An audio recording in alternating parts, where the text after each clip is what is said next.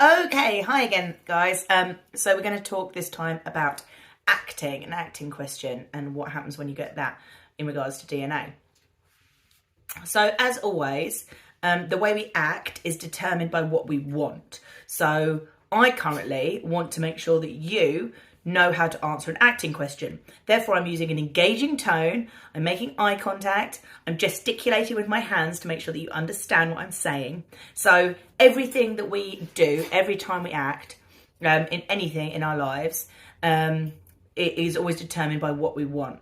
Therefore, the first thing you need to do is establish what does the character want in the extract. Are they trying to assert power?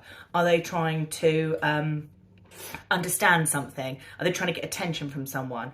Are they just trying to make sense of the situation? Are they trying to actually just go under the radar and not say anything, keep their thoughts to themselves? When you've just established what it is they want, then you can understand how they will act. So we always start off our questions, so especially our big mark questions, by saying in this extract, and just briefly explain what that character, how that character relates in that extract. So if it's Leah, at this moment in time, Leah is obsessed with Phil. She's trying to get his attention, and she's going really high and then really low, and she is doing anything she can just to get his focus on her. And then at the beginning of the extract, my motivation is to get Phil to react to me. Okay, so on the line, whatever the line is, and then say how you're going to act it. So use the first person always. So I would do this, I would do that. Don't bother saying the actress playing Leah would. So just always say I. And then you story tell it. So go through it and tell me what it is you're doing. So I storm on from stage left with my head held really high, and I huff and puff and my feet are slamming on the ground. I'm dragging a massive suitcase behind me. And then I storm past Phil and I look at him through a, criminal side eye. I'm like, checking that he's looking at me, and I'm walking past, and then I huff loudly, and I'm going to fold my arms, I'm going to stick my chin in the air, and I'm going to say, fine, don't even bother then, Phil, or whatever the line is, in an especially uppity tone, with a fast pace.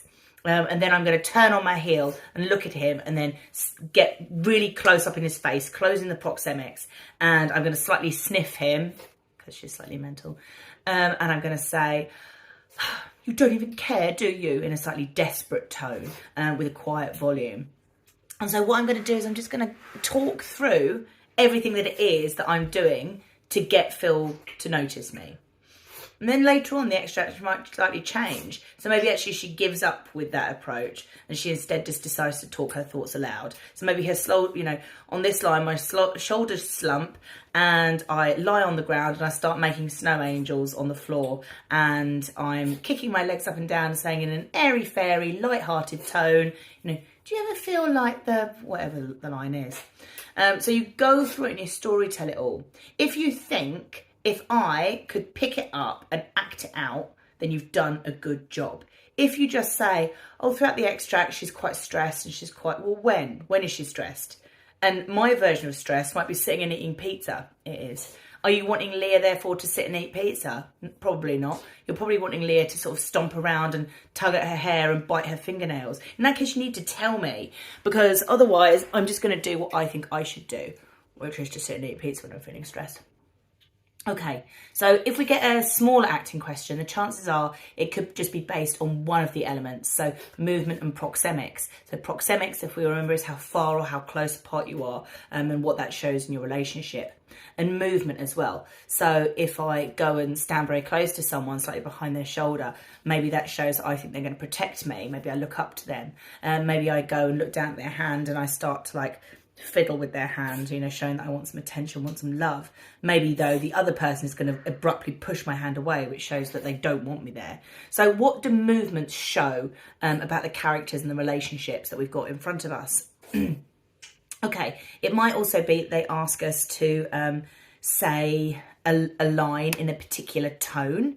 Remember, with tone, it's a describing word. So you could have grumpy tone, sad tone. So always think of tone as a person, and how is tone feeling? So tone is feeling happy, tone is feeling sad, tone is feeling cautious, okay? So cautious tone.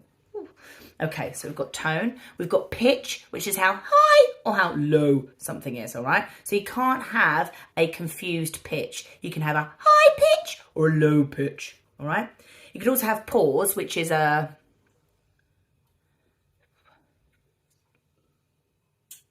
brief moment of silence for a particular effect. So you could have a long pause or you could have a short pause, couldn't you? You've also got tempo, also known as pace. So the exam board tend to call it tempo, but we also know it as pace. So you can have a quick pace, a fast pace, where people are maybe talking really quickly because we're nervous or we're just excited or some reason, or they're talking slowly, maybe to assert their authority or to drive home a point. So when we talk about pace, we're talking about fast and slow. When we talk about pause, we talk about long and short. When we talk about pitch, we talk about high and low. When we talk about tone, we think of grumpy tone, happy tone, sad tone, jealous tone, etc. You've also got volume. So loud volume, quiet volume, right? You cannot have a loud tone, all right? You cannot have a loud pitch, all right? Loud volume. So don't confuse those different ones. Okay. Another thing that I'm just going to briefly touch on is rehearsal techniques. So as long as you're justifying what your rehearsal technique is, really pretty much anything goes. So think about things like hot seating, freeze frames, emotion memory, roll on the wall, conscience alley, which you know I hate, various rehearsal techniques. Bertie, sorry, he's watching some sort of Minecraft thing on TV. Try to make sure you are showing the examiner that you understand what the rehearsal technique is and how it can be used. So for example, if I was to say, why is hot seating beneficial? It means that I can sit there as my character, have questions asked at me in character, and I can explore maybe my character's history, things that aren't directly linked to the text. So it means I can think about, well, why is Phil so cold? Why does Phil have such an issue with Leah? Why is Phil, how does he feel when Leah eventually abandons him? So I'm therefore using my own imagination to flesh out my character. Okay, good luck.